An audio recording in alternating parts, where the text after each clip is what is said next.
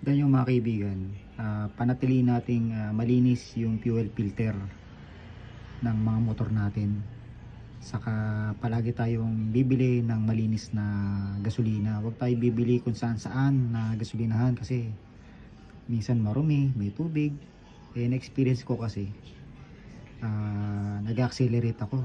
Pero parang nabibilahukan, nawawala ng power. So, ba't ganun? Parang na-stuck siya sa sa 4,000 RPM. Ganyan, hindi bibili. Tapos biglang haharurot na ganun. Minsan naman, pag tinodo ko ng acceleration, andito lang siya. Kasi umaalis. Diba?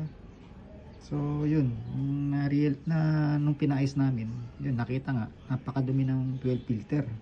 Yan naisip ko. Minsan kasi kung saan lang abutan, doon ako nagpapagas. Mahalaga magpapagas tayo sa sigurado. Yung Shell, Caltex yun. Caltex daw talagang maganda rin yung test doon. O kaya Petron, pero yung Caltex talaga number 1. Malinis daw yung gasolina. So yun, napakalaking bagay pag malinis yung filter natin kasi tama yung pumapasok na gasolina, tama yung pressure na nilalabas ng fuel pump motor, di ba? Kasi pag marumi yung filter, hindi siya nakakahigop ng tamang gasolina, hindi siya nakapag-produce ng tamang fuel pressure.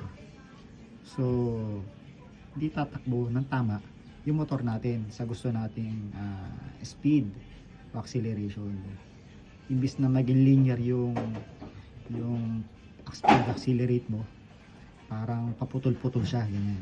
So, mahalaga palagi tayo magpapa-PMS, papacheck natin yung fuel filter natin. At papacheck din natin yung fuel pump motor. Yan, napakalaga niyan. Yung fuel pump motor nasa 5,000, nakabili ako dun sa EA Ninja sa may Danghari. Tapos yung fuel filter naman, inabot ako ng 2,600. Diba? So, yun.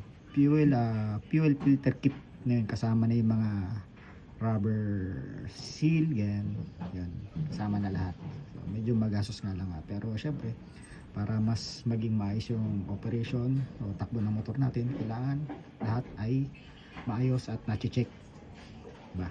So, ride safe mga kaibigan. Peace.